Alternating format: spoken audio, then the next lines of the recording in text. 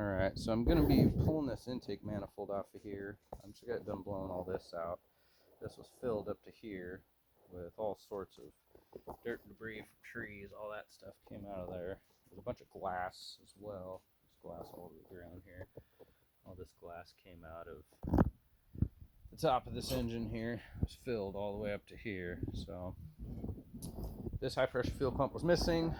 Hopefully a bunch of water didn't get down through here, because you just remove the tappet. I mean, it's got holes in it right there to allow anything to go down in there, and as you see, it doesn't exactly look clean. So we're hoping everything's good internally and it's not rusted out, but showing the condition before I pull this intake off, because I got to clean all that stuff out from down here.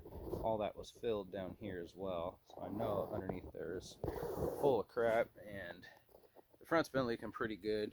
You can see all this oil coming down here. A lot of times back in here, the oil is coming from the oil filter housing, which lives there. The only way to replace that gasket is to pull the intake manifold off. Plus I need to check for excessive carbon inside the intake ports, so we'll be taking a look at that. Oil cooler looks like it's leaking profusely, so we'll have to pull all this off here to change those seals, and almost looks like it got pushed in here on this, so maybe the oil cooler won't be good, I'm not sure. But yeah,